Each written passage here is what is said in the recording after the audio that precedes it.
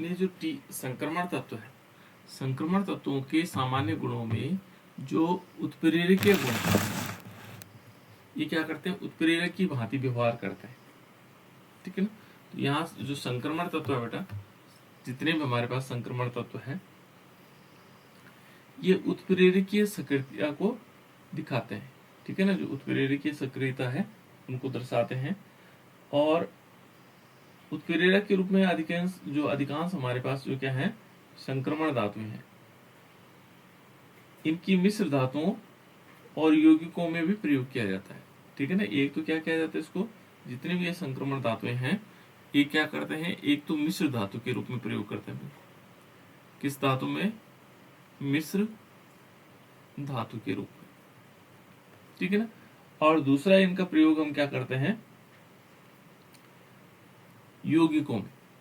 तो दो प्रकार की चीजें हैं, एक यौगिकों को बनाने में भी किया जाता है, जैसे कॉम्प्लेक्स संकुल यौगिक है ना। इस प्रकार से हम क्या करते हैं, इन दो जगहों पर इनका प्रयोग करते हैं, मिश्र धातु और यौगिक बनाने में। ठीक है। और इसका कारण जो है, ये मिश्र धातु और यौगिक क्यों बनते होंगे, उत्प्रेरक क्यों बनते होंगे, इसके कारण जो है, कारण क्या हो सकते हैं, जो कारण हमारे पास क्या क्या कारण हो सकते हैं जिसके कारण ये क्या करता है, उत्प्रेरकीय गुण तो प्रदर्शित करता होगा, है ना, ये अन्य चीजों को। तो यहाँ पर हम कारण लिखेंगे, क्या कारण हो सकते हैं इनके। ठीक है ना। इन कारण हो सकते हैं, एक तो क्या होता है बेटा इनमें, ये परिवर्तनशील ऑक्सीकरण अवस्था प्रदर्शित करते हैं। कैसे करते हैं, परिवर्तनशील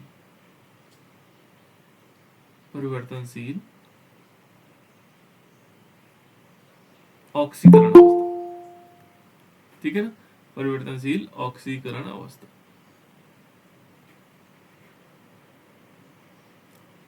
परिवर्तनशील ऑक्सीकरण अवस्था क्या करते हैं, प्रदर्शित करते हैं। मैंने बताया था कि ये अलग अलग प्रकार की इनके ऑक्सीकरण अवस्था +2 होती है, +3 होती है ना।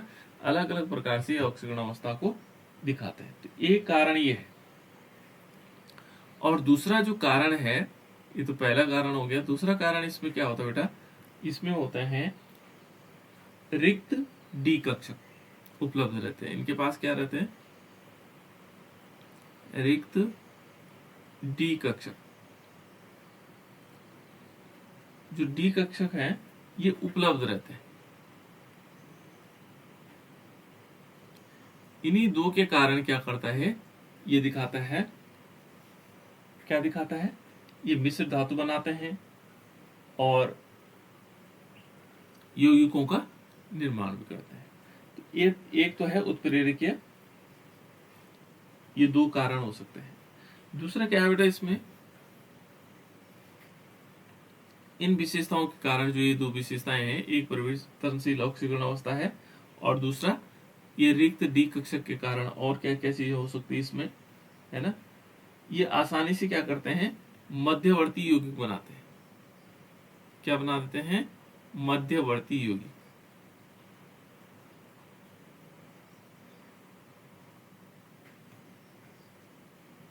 मध्यवर्ती अस्थायी यौगिक, सॉरी, मध्यवर्ती अस्थायी यौगिक। ये शॉर्ट टर्म यानी कि कुछ समय के लिए बनते हैं, फिर वापस उसी रूप में आ जाते हैं, है ना। ये मध्यवर्ती यौगिक बना लेते हैं। ठीक है ना।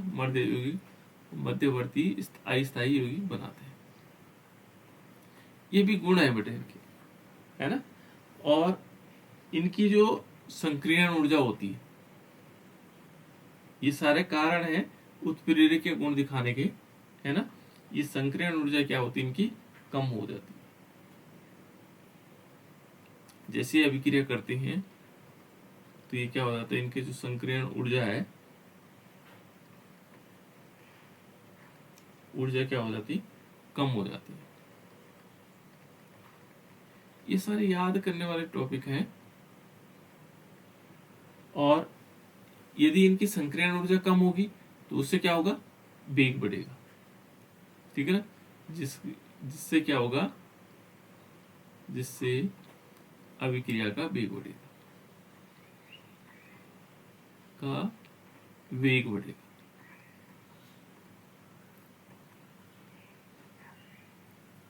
ठीक है ना। एग्जाम्पल के तौर पर यदि हम लें इसमें कि संकीर्ण ऊर्जा कम होने पर अभिक्रिया का वेग बढ़ जाता है, तो एग्जाम्पल और भी हो सकते हैं। जैसे माना एग्जाम्पल ले लेते हैं, हाँ क्या क्या एग्जाम्पल हो सकते हैं इसके लिए। एग्जाम्पल है बेटा, जैसे हमारे पास है वेनेडियम पेंटाऑक्साइड है, V2O5 है, इसको बोलते हैं वेनेडियम पेंटाऑक्साइड। जब ये सल्फर डाइऑक्साइड के साथ अभिक्रिया करता है SO2 के साथ, है ना, तो ये क्या बना देता है, ये बना देता है वेनेडियम टेट्राऑक्साइड, है ना, और प्लस क्या बन जाएगा इसमें, sulphur trioxide, sorry sulphur trioxide. ये डाइऑक्साइड था बेटा, इसने अब ट्राइऑक्साइड बना दिया, ठीक है ना। फिर इसमें देखो फिर क्या करता है, जो वेनेडियम टेट्राऑक्साइड है इस पर हाफ O2 जुड़ता है, हाफ O2 जुड़ने से क्या होगा, ये बना देगा वेनेडियम पेंटाऑक्साइड बना देगा,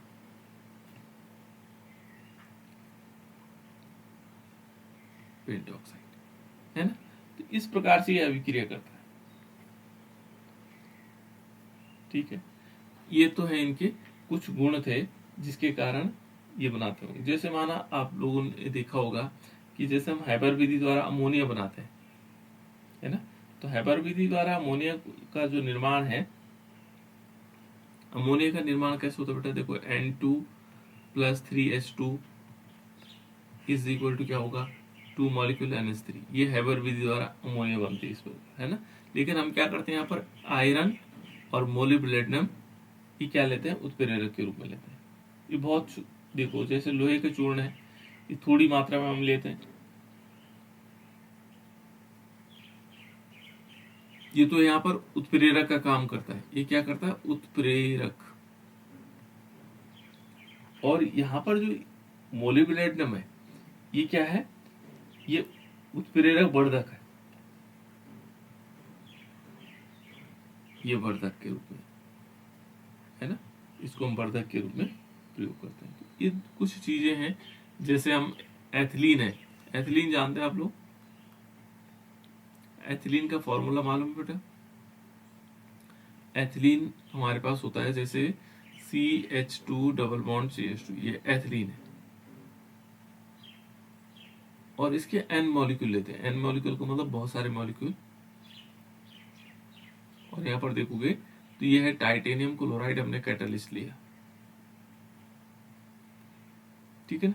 तो ये टाइटेनियम क्लोराइड जब हम लेंगे तो ये उत्प्रेरक की भांति काम करता है। तो ये क्या बना देता है, देखो ये पॉलीथीन बना देगा, CH2 सिंगल बॉन्ड CH2 और ये होल N बना देगा, इसका नाम है पॉलीथीन। पॉलीथीन आप लोगों ने देखा होगा कि पॉलीथीन क्या होता है, जिसमें हम सब्जी लेके जाते हैं। तो इस प्रकार के पॉलीथीन बनाए जा सकते हैं, पॉलीथीन, पॉलीइथाइन बोलते हैं इसको, है ना, इसलिए सिंपल भाषा में पॉलीथीन हो गया। तो ये है बेटा कुछ उत्प्रेरक गुण थे इनके, जिसके कारण ये क्या करता है, उत्प्रेरक गुण दिखाता है। दूसरा है इसमें नॉन स्टीशियोमेट्रिक यौगिक, नॉन स्टीशियोमेट्रिक कंपाउंड, है ना। ये क्या करते हैं कि कुछ जो हमारे पास संक्रमण तत्व है, कुछ हमारे पास ऐसे संक्रमण तत्व हैं, अनिश्चित आकार, इनका क्या होता है, अनिश्चित आकार होता है। वह अनिश्चित अनुपात में क्या होते हैं, वर्ग, जैसे मान लीजिए कौन कौन से हो सकते हैं, अनिश्चित अनुपात में कौन कौन से हो सकते हैं, जैसे छठे समूह के जो हमारे पास तत्व हैं, 6th समूह के तत्व हैं, वो कौन कौन से हैं। एक तो जैसे हो गया ऑक्सीजन, सल्फर, सेलेनियम, टेलुरियम, है ना, इनके साथ यौगिक बना देते हैं। कुछ हमारे पास क्या है, ऐसे संक्रमण तत्व हैं जो इनके साथ यौगिक बना लेते हैं, है ना, किनके साथ, ये 6th वर्ग के समूह के साथ, 6 वर्ग के तत्वों के समूह के साथ जो है क्या बना लेते हैं, यौगिक बना लेते हैं। जबकि इनके साथ यौगिक नहीं बनाता उन्होंने, ठीक है ना, लेकिन इनके साथ यौगिक बना लेते हैं, तो वो तत्व क्या कहलाते हैं, नॉन स्टीशियोमेट्रिक कहलाते हैं। सिंपल परिभाषा है कि कुछ तत्व, इसको ऐसे पूछा भी जा सकता है बेटा कि नॉन जो स्टीशियोमेट्रिक है, ये अलग अलग जैसे आप पढ़ना चाहे हो, नॉन स्टीशियोमेट्रिक है ना, लेकिन यहाँ अंग्रेजी में हम इसको पढ़ते हैं स्टीशियोमेट्रिक, है ना। आप अपने हिसाब से पढ़ लीजिएगा, ये है ना। और इसमें क्या होगा कि इसकी जो परिभाषा होगी, तो हम कह सकते हैं कि कुछ संक्रमण, ठीक है, तत्व अनिश्चित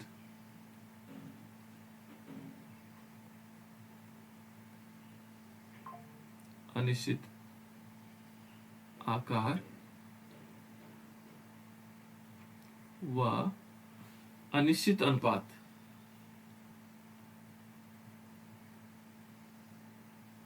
क्या होगा, अनिश्चित, इसमें थोड़ा लेकिन टफ होता है, अनिश्चित क्या होगा, अनुपात, ठीक है ना। अनिश्चित अनुपात में वर्ग सिक्स्थ, है ना, वर्ग सिक्स्थ के तत्वों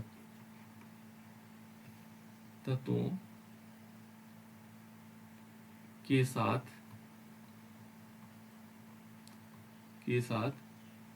यौगिक साथ भी यौगिक बनाते हैं, यौगिक बनाते हैं, ये क्या कहलाते हैं, ये जो है हमारे पास नॉन स्टीशियोमेट्रिक यौगिक कहलाते हैं। इन तत्वों के साथ क्या बना लेते हो, यौगिक बना लेते हैं, है ना। और इन यौगिकों का जो बनना होता है आंशिक रूप से इन तत्वों को की परिवर्तनशील जो संयोजकता के कारण होता है, इनमें जो परिवर्तनशील संयोजकता है उसी के कारण होगा, है ना। और इसमें कई अलग अलग, जैसे मान लीजिए एग्जांपल के तौर पे लेते हैं फेरस ऑक्साइड है, FeO, है ना। ये दिखाता है कि यहाँ पर क्या होगा, Fe भी 1 है और ऑक्सीजन भी है, तो 1:1 में होता है ना। तो इसमें यदि और देखो बेटा, परंतु यदि हम इसमें देखेंगे तो ये होता है Fe 0.94, है ना, और ऑक्सीजन लिखा होगा, है ना। या दूसरा रूप हो सकता है इसका, कौन सा वाला, जैसे Fe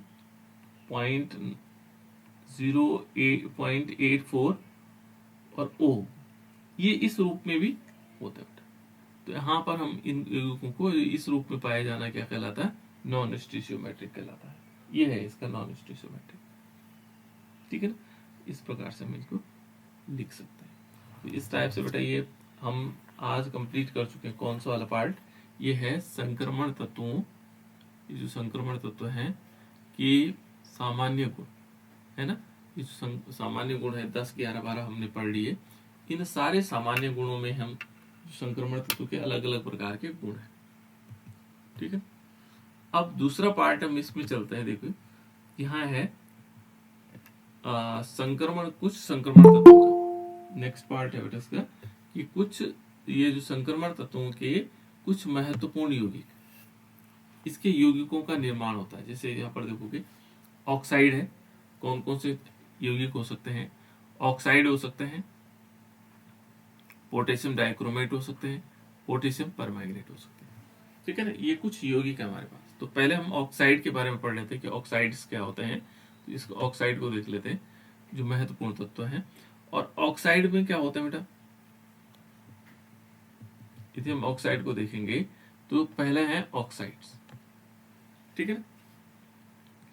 तो पहले पार्ट हमारे पास क्या आएगा, ऑक्साइड आएगा। और ऑक्साइड होते क्या है, तो जिनमें ऑक्सीजन जुड़ जाए, है ना। यहां पर ये कहता है कि जितने भी हमारे पास क्या है संक्रमण तत्व है ना, केवल स्कैंडियम के अलावा, केवल किसके अलावा, स्कैंडियम के अलावा जितने भी हमारे पास क्या है संक्रमण तत्व हैं, वो क्या करते हैं, MO प्रकार के, एमओ प्रकार जानते हो बेटा आप लोग, एमओ मेटल ऑक्साइड, आयनिक ऑक्साइड बनाते हैं। तो ये एमओ प्रकार के क्या बना देंगे, आयनिक ऑक्साइड बनाएंगे। केवल कौन नहीं बनाता है, स्कैंडियम नहीं बनाता, बाकी सारे बनाते हैं, है ना। और कुछ धातुओं के ऑक्साइड क्या होते हैं, उच्च ऑक्सीकरण अवस्था के समान भी आते हैं, है ना, उच्च ऑक्सीकरण अवस्था। जैसे यहाँ पर देखोगे तो मान लीजिए हमने कहा टाइटेनियम ऑक्साइड, TiO भी हो सकता है, एमओ प्रकार का। एम का मतलब एक मेटल होगा और एक ऑक्सीजन जुड़ा होगा, तो इसको बोलते हैं बेटा एमओ प्रकार। और उच्च ऑक्सीकरण अवस्था कौन से दिखा सकते हैं, जैसे उच्च ऑक्सीकरण अवस्थाएं भी दिखाते हैं, जैसे हम मान लेते हैं स्कैंडियम से, स्कैंडियम में उच्च ऑक्सीकरण अवस्था स्कैंडियम भी आता है, Sc2O3 scandium oxide. Titanium oxide देखो TiO2, वैनेडियम पेंटाऑक्साइड V2O5। ये देखो अलग अलग, और इनकी ऑक्सीकरण अवस्था क्या है बेटा, उच्च है। इसकी अलग है, इसकी अलग है, इसकी अलग है, सब ज्यादा वाले ऑक्सीकरण अवस्था हमारे।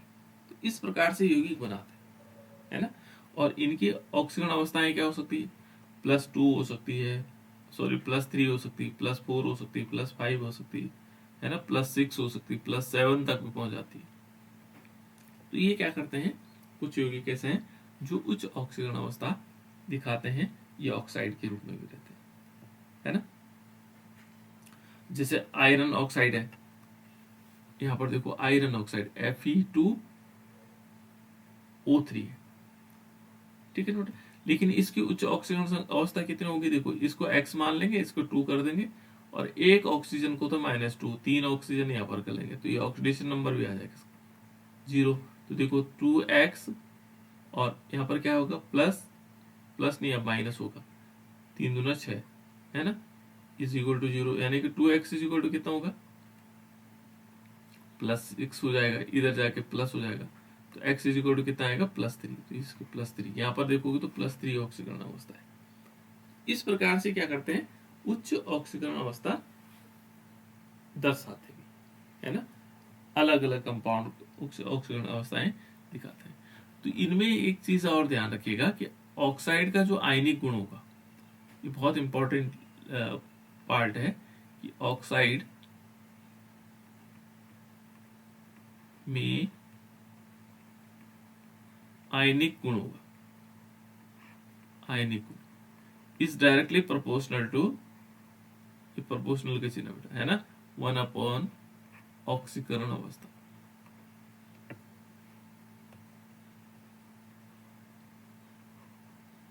ऑक्सीकरण अवस्था।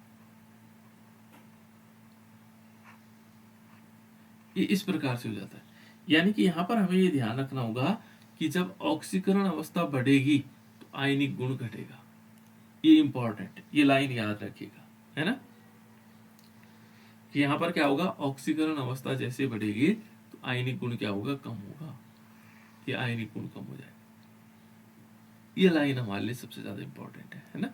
इस प्रकार से हम इस समझ सकते हैं कि जिनके ऑक्साइड्स जो होंगे, इनके गुण किस प्रकार से घटते हैं और बढ़ते हैं, ठीक है ना। यहाँ पर सिंपल है, इसमें ज्यादा नहीं है। जैसे और भी एग्जाम्पल हो सकते हैं बेटा इसमें। और दूसरी लाइन इसकी इंपॉर्टेंट है, वो है ऑक्साइड के सहसंयोजक गुण। सिंपल टॉपिक था, थोड़ा हल्की सी जानकारी थी। ऑक्साइड में सहसंयोजक गुण,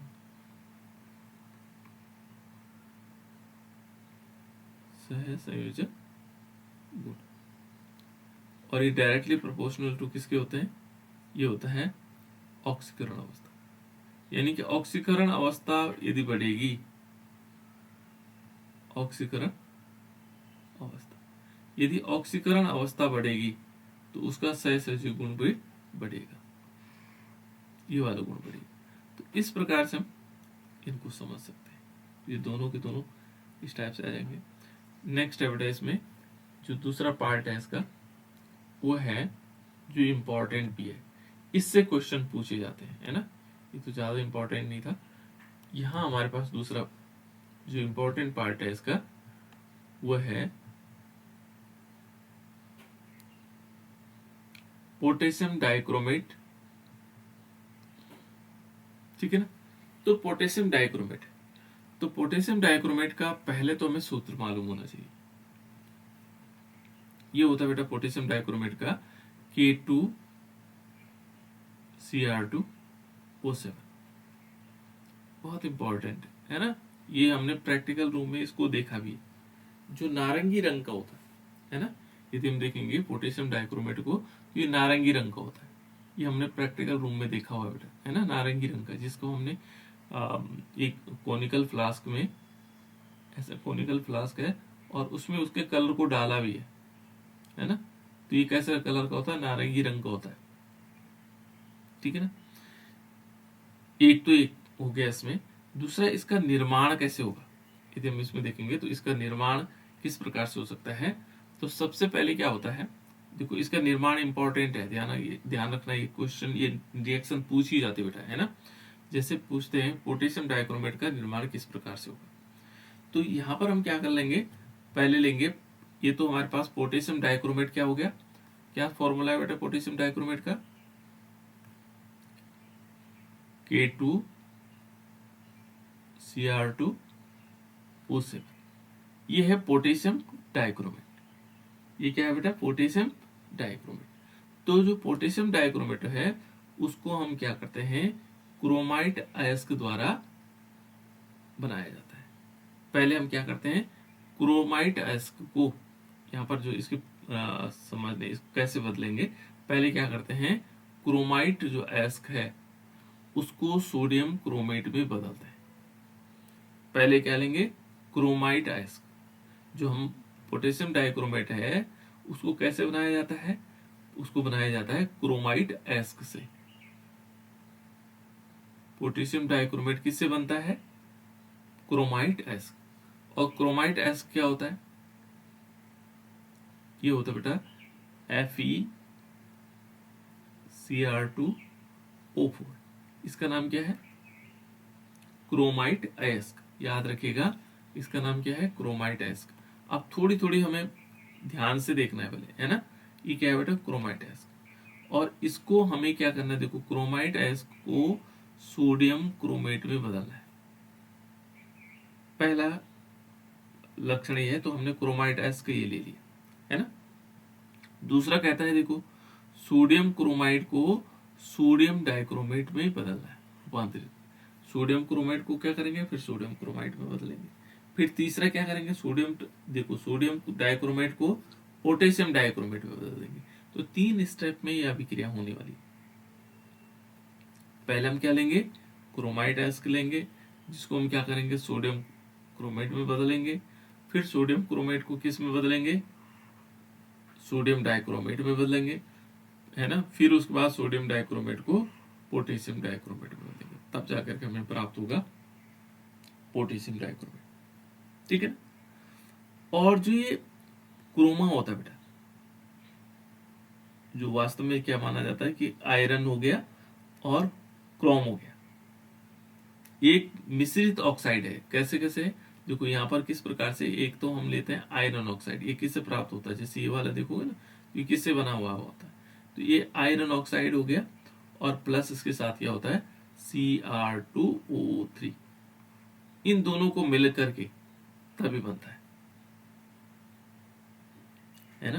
क्रोमाइट जो अयस्क होता है को हम क्या कहते हैं, एक और नाम भी है, इसका नाम क्या है, क्रोमाइट अयस्क तो है ही, इसका नाम है फेरिक्रोम। कुछ चीजें और जान लो इसके बारे में, फेरिक्रोम, क्रीम, सॉरी फेरिक्रीम, है ना, या क्रोम आयरन भी कहते हैं इसको, क्या बोलते हैं, क्रोम आयरन। तो ये तो हमने इसके बारे में जान लिया कि हमारे पास क्रोमाइट अयस्क क्या है। और अब पहला पॉइंट है बेटा, हम पहले क्या करेंगे, सबसे पहले जो हमारे पास होगा ये होगा कि हमें क्रोमाइट अयस्क को सोडियम क्रोमेट में बदलना है। तो क्रोमाइट अयस्क का क्या फॉर्मूला बताया मैंने, क्या बताया बेटा, Fe Cr2O4। गुड, Cr2O4, ये है बेटा इसका, है ना।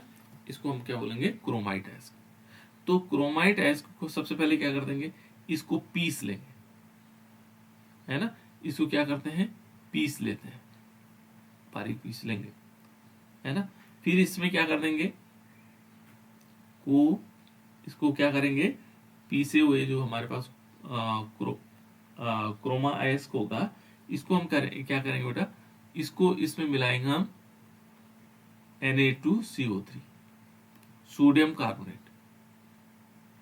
और साथ साथ में इसमें क्या करेंगे, बूझे हुए चूने के साथ मिला देंगे, बूझे हुए चूने में, और परावर्तनी भट्टी में इसको रख दिया जाता है ना। इसको हमने क्या किया, इसको पीसा, इसके साथ ये मिलाया, फिर हमने बूझे हुए चूने का पानी इसमें डाला, बूझे चूने के साथ हमने इसको मिश्रित किया, बूझे हुए चूने के साथ, है ना, इसको मिश्रित किया, ठीक है ना। और फिर इसको परावर्तनी भट्टी में डाला, परावर्तनी भट्टी ऐसी होती बेटा, है ना, इस प्रकार से बनी होती, और इसमें डाल देंगे इसका, क्योंकि टेम्परेचर बहुत अधिक होता है ना, और लाल गर्म हो जाए, बिल्कुल एकदम लाल गर्म की तरह हो जाए, है ना। फिर क्या किया जाता है, वायु में जो उपस्थित क्या होगा, ऑक्सीजन द्वारा आयरन क्रोम को का ऑक्सीकरण किया जाता है ना, और हमें क्या प्राप्त होता है, सोडियम क्रोमेट प्राप्त हो जाएगा। इससे हमें सोडियम क्रोमेट प्राप्त होगा। अब कैसे रिएक्शन कैसे होगी, पहले हम क्या करते हैं, इसमें सबसे पहले लेते हैं, इस रिएक्शन को ऐसे भी लिखा जा सकता है। अब रिएक्शन इसकी इंपॉर्टेंट है, इस ऊपर वाली लाइन की, है ना, क्रोमा एस्क को सोडियम क्रोमेट में बदलना। तो पहले हम क्या लेंगे, ये रिएक्शन है इसमें, है ना, यहाँ पर लेंगे FeO डॉट Cr2O3, जो हमने यहाँ पर, एक मिनट बेटा इसको शुरू से लिख लेते हैं। जैसे देखो, हमने क्या किया, 4 मॉलिक्यूल लिए, FeO डॉट Cr2O3, इसको हम ऐसे भी लिख सकते हैं, Fe, है ना, और Cr2O4 भी लिख सकते हैं, है ना, क्योंकि इस ऑक्सीजन को मैंने यहां लिखा हुआ है इसके साथ, है ना। इसमें क्या करना है बेटा, इसमें हमने डालना है 8 मॉलिक्यूल सोडियम कार्बोनेट, ये है Na2CO3, 8 मॉलिक्यूल का। फिर इसको क्या करेंगे, क्योंकि हमने परावर्तनी भट्टी में इसको गर्म करना है, तो 7 मॉलिक्यूल हमारे पास क्या होगा, O2, ऑक्सीजन भी होगा उस परावर्तनी भट्टी में, है ना, और चूने के पानी के साथ।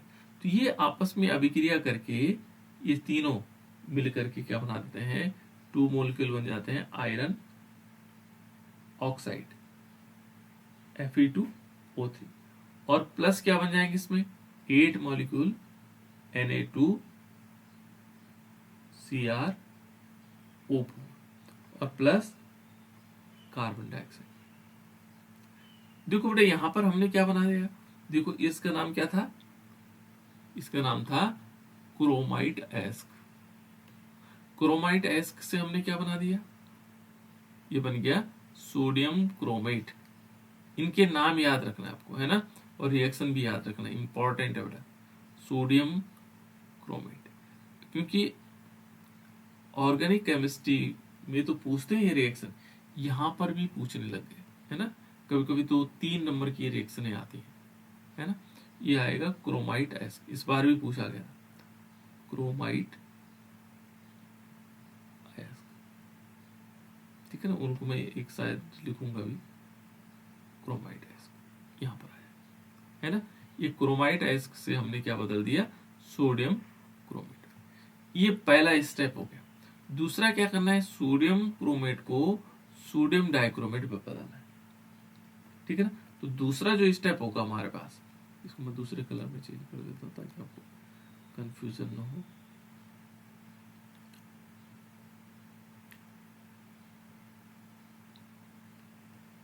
चलो दूसरा स्टेप है बेटा, देखो दूसरे स्टेप में क्या होगा, यहां जब हम दूसरे स्टेप में देखेंगे, तो यहाँ पर क्या किया जाता है कि जो सोडियम क्रोमेट है, 2 मॉलिक्यूल हम क्या लेंगे, Na2,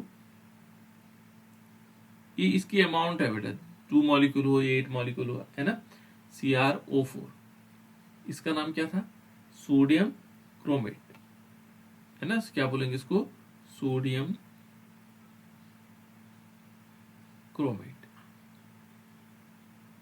अब थोड़ा सा केमिस्ट्री का एसेंस आने लग गया है ना, लग रहा है केमिस्ट्री में पढ़ रहे हैं ना, क्योंकि यहाँ रिएक्शन बहुत इंपॉर्टेंट। और इसको क्या करेंगे, सल्फ्यूरिक अम्ल के साथ, H2SO4 के साथ रिएक्शन करवाएंगे, और जब इसके साथ अभिक्रिया करवाते हैं तो क्या बनता है बेटा, सोडियम डाइक्रोमेट बन जाता है। अब सोडियम डाइक्रोमेट क्या होगा, Na2Cr2O7, ये सोडियम डाइक्रोमेट है, जिससे पोटेशियम डाइक्रोमेट होता है ना, Na2Cr2O7, और प्लस इसके साथ क्या होगा, सोडियम सल्फेट भी निकलेगा, Na2SO4।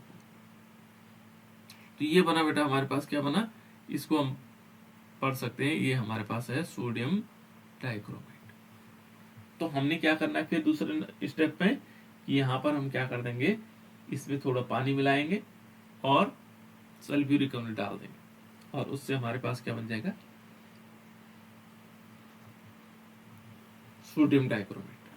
सोडियम डाइक्रोमेट जब बन जाए उसके बाद फिर तीसरा स्टेप क्या होगा, ये रिएक्शन याद करनी, कल पूछूंगा मैं आप लोगों से। तीसरे स्टेप में क्या होगा, जब हम तीसरे स्टेप में देखेंगे, तो तीसरे स्टेप में क्या होना चाहिए, जो तीसरा स्टेप है, तीसरे स्टेप में है जो सोडियम डाइक्रोमेट बना उससे हमने पोटेशियम है बेटा ना, पोटेशियम डाइक्रोमेट में परिवर्तित करना है। तो कैसे हो सकता है, हम लेंगे यहां पर सोडियम डाइक्रोमेट, Na2Cr2 और O6। अब इसको पोटेशियम डाइक्रोमेट बदलने के लिए हम क्या करेंगे, पोटेशियम क्लोराइड की रिएक्शन करवाएंगे, और कितने लेंगे, 2 मॉलिक्यूल, और ये बन जाएगा बेटा हमारे पास सोडियम क्लोराइड NaCl और प्लस पोटेशियम डाइक्रोमेट K2Cr2O7, ये है ना, और ये बन गया बेटा हमारे पास क्या, इसका नाम है पोटेशियम डाइक्रोमेट। क्या बोलेंगे इसको, पोटेशियम होता है वैसे ना,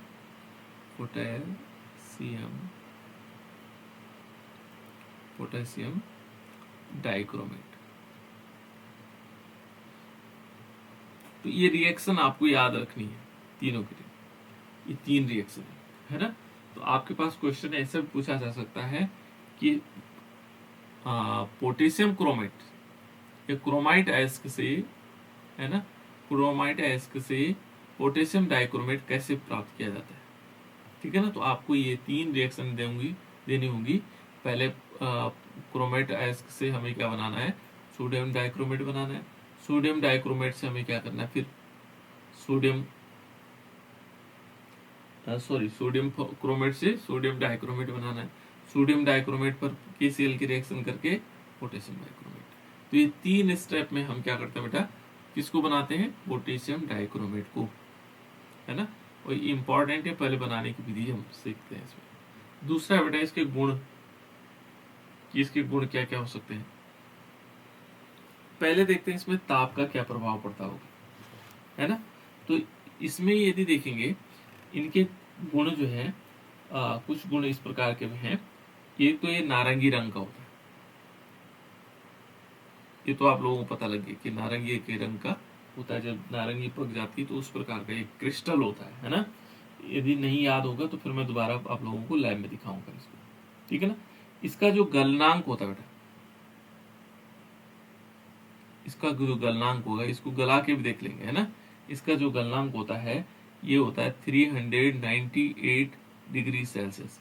क्या हम इतना टेम्परेचर ले जा सकते हैं लैब में, नहीं ले जा सकते, तो इसके गलनांक हम नहीं जान पाएंगे, है ना, क्योंकि इतना टेम्परेचर हम नहीं ले जा सकते बेटा। हम 100 डिग्री तक उसको गर्म कर सकते हैं, या, है ना।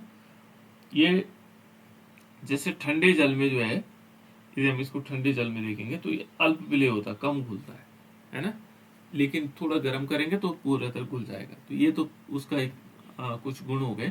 पहला है बेटा इसमें ताप का प्रभाव। यदि हम इसको ताप के साथ गर्म करेंगे, है ना, ताप माने अत्यधिक गर्म करेंगे, तो जो पोटेशियम डाइक्रोमेट होता है, देखो पहले हम ताप का प्रभाव देखते हैं।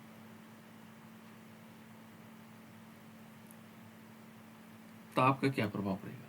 हमने लेने 4 मॉलिक्यूल पोटेशियम डाइक्रोमेट K2Cr2O7। ये इसका नाम क्या है, बार बार पूछूंगा आप लोगों से। इसका नाम है पोटेशियम डाइक्रोमेट, है ना। तो जैसे पोटेशियम डाइक्रोमेट को हम गर्म करेंगे बेटा, क्या करेंगे, गर्म करेंगे, गर्म करने का चिन्ह होता है ना। तो ये क्या बना देता है, क्रोमेट में बदल जाता है ना। तो यहां पर बन जाएंगे 4 मॉलिक्यूल K2Cr O4, है ना। और साथ साथ में क्या होगा, 2 मॉलिक्यूल बन जाएंगे क्रोमेटाइन। क्रोमेटाइन क्या होंगे, Cr2O3, और प्लस इसमें हो जाएगा 3 मॉलिक्यूल O2। ये याद रखना आपको, ताप के प्रभाव से पोटेशियम क्रोमेट हो गया, और ये क्रोमेटाइन में भी बदल जाता है, और 3 मॉलिक्यूल ऑक्सीजन निकल जाएंगे। तो इस प्रकार से पहले ताप के प्रभाव से 3 रूपों में टूट जाता है। इतना हो गया। दूसरा है क्षारों के साथ अभिक्रिया। यदि क्षार के साथ हमने इसकी रिएक्शन करवाई, दूसरा पॉइंट हमारे पास क्या है, क्षारों के साथ अभिक्रिया। जो क्षार हैं उनके साथ क्या अभिक्रिया होगी, तो मान लीजिए हम दूसरा नंबर लिखते हैं कि क्षारों के साथ क्या अभिक्रिया होगी। तो यहाँ पर हम लिख सकते हैं क्षारों के साथ क्रिया। क्षार क्या होता है बेटा, क्षार जानते हैं आप लोग, जिनमें क्षारीय गुण होते हैं, है ना। जैसे हमारे पास NaOH हो गया, KOH हो गया, ये क्षार है। मैग्नीशियम हाइड्रोक्साइड हो गया, ये तो सोडियम हाइड्रोक्साइड हो गया, पोटेशियम हाइड्रोक्साइड हो गया, मैग्नीशियम हाइड्रोक्साइड हो गया Mg, और OH की होल ट्वाइस, ये मैग्नीशियम हाइड्रोक्साइड हो गया। ये सारे के सारे क्या है, क्षार है। तो ये कहता है कि क्षारों के साथ क्या अभिक्रिया हो देगा, है ना। क्षारों के साथ जो अभिक्रिया है ये थोड़ा इंपॉर्टेंट है इसका, है ना। तो पहले क्या करते हैं, हम पोटेशियम डाइक्रोमेट लेते हैं। पोटेशियम डाइक्रोमेट का फॉर्मूला क्या होगा बेटा, याद रखना, बार बार याद करोगे, K2Cr2O7, ये हमारे पास क्या है, पोटेशियम डाइक्रोमेट। और जब हम इसके साथ क्षारों की अभिक्रिया करवाते हैं, पोटेशियम हाइड्रोक्साइड की रिएक्शन करवाएंगे, 2 मॉलिक्यूल, ये क्षार लिया हमने, तो ये मालूम क्या कर देता है, ये बन जाता है 2 मॉलिक्यूल K2Cr O4। इसका नाम क्या है बेटा, इसका नाम है पोटेशियम क्रोमेट। क्या होगा, पोटेशियम और क्रोमेट। इसको हम देख भी सकते हैं, ये पीला रंग दिखाएगा। कैसा रंग आ जाता है इसका, पीला, ठीक है ना।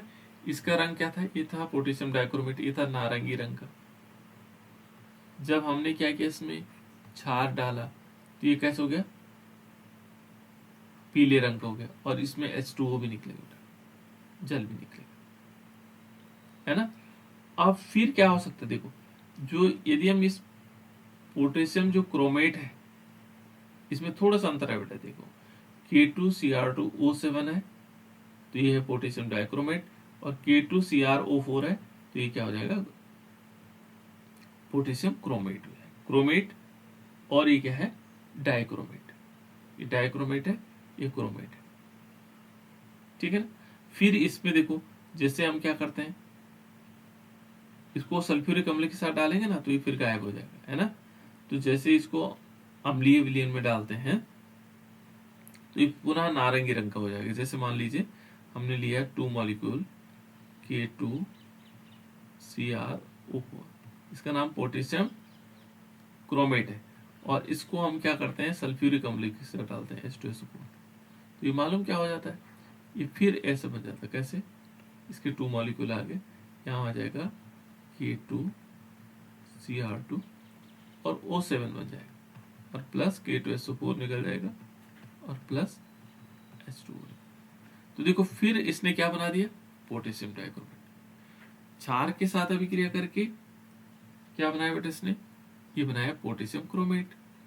और फिर अम्ल के साथ अभिक्रिया करके क्या बना दिया, पोटेशियम डाइक्रोमेट, है ना।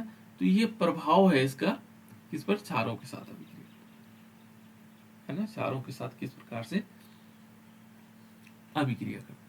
तीसरा पॉइंट है बेटा इसमें, इस वीडियो को देख करके फिर रिकॉर्ड आप लोग नोट कर लेने बेटा, ये रिएक्शन इंपॉर्टेंट है, काफी इंपॉर्टेंट रिएक्शन है, ठीक है ना। दूसरा है उसके बाद सांद्र सल्फ्यूरिक अम्ल के साथ अभिक्रिया। तो सांद्र सल्फ्यूरिक अम्ल के साथ वैसे तो हम अभिक्रिया कर चुके हैं, लेकिन फिर भी देखते हैं ना। देखो यहां पर क्या होगा बेटा, यहां हम क्या कर देंगे, इसमें जैसे हमने लिया K2Cr2O7, क्या नाम है बेटा इसका, इसका नाम है पोटेशियम डाइक्रोमेट। और इस पर जब हम सल्फ्यूरिक अम्ल की रिएक्शन करवाते हैं H2SO4 की, तो ये मालूम क्या बना देता है, ये बन जाता है KHSO4, पोटेशियम हाइड्रोजन सल्फेट। और प्लस उसके साथ क्या बनेगा, 2 मॉलिक्यूल बन जाते हैं CrO3, ये इंपॉर्टेंट कंपाउंड है, और प्लस H2। इसका नाम मालूम है क्या, इसका नाम है chromic anhydride, chromic anhydride, anhydride, ये क्रोमिक एनहाइड्राइड है ना, इसको क्या बोलेंगे, क्रोमिक एनहाइड्राइड। तो जब हम इसको सांद्र सल्फ्यूरिक अम्ल के साथ डालेंगे तो ये बना देगा क्रोमिक एनहाइड्राइड, ठीक है। और यदि हम इसको सल्फ्यूरिक अम्ल के साथ, ये तो है ठंडे में, जिसे हम क्या करते हैं, इसको ठंडे में गर्म करते हैं, यहाँ पर लिख लेते हैं ठंडे, यहाँ ठंडी अवस्था में, है ना। तो इसका नाम है क्रोमिक एनहाइड्राइड, और ये लाल क्रिस्टल होगा बेटा, कैसे होगा, लाल रंग का होगा, ठीक है ना, लाल। लेकिन जब हम क्या करते हैं, गर्म करते हैं, मान लीजिए हमने क्या किया, ठंडे में करवाया, लेकिन जब हम गर्म में करते हैं तो अलग अलग रिएक्शन होते हैं बेटा, यहाँ ध्यान रखना। जैसे हम लेंगे यहाँ पर K2Cr2O7, क्या नाम है इसका, आप थोड़ा थोड़ा बोलते रहोगे आप, क्योंकि याद रखने में। K2Cr2O7 का नाम क्या है बेटा, पोटेशियम डाइक्रोमेट। गुड, है ना, पोटेशियम डाइक्रोमेट। और इसको हम लेंगे 2 मॉलिक्यूल H2SO4, H2SO4 को क्या बोलते हैं, इसको बोलते हैं सल्फ्यूरिक अम्ल, क्या बोलेंगे, सल्फ्यूरिक अम्ल, H2SO4। अब इस समय गर्म करना, हमने पहले वाली रिएक्शन हमने करवाई ठंडे में, अब थोड़ा गर्म करवाएंगे, तो गर्म करने पर क्या बना देगा, ये बन जाएंगे 2 मॉलिक्यूल K2SO4। देखो रिएक्शन बदल रही है ना। और प्लस क्या बन जाएंगे, यहाँ पर बन जाएगा 2 मॉलिक्यूल Cr2SO4 की होल थ्राइस, ठीक है ना। और प्लस क्या बन जाएंगे इसमें, 8 मॉलिक्यूल H2O और प्लस 3 मॉलिक्यूल ऑक्सीजन। और इसका नाम क्या है मालूम है, इसका नाम है पोटेशियम सल्फेट और क्रोमेट सल्फेट हो गया, है ना। इस प्रकार से क्या बन गया बेटा, हमारे पास अलग अलग कंपाउंड बन, ठीक है। तो इतनी रिएक्शन आपको याद रखनी,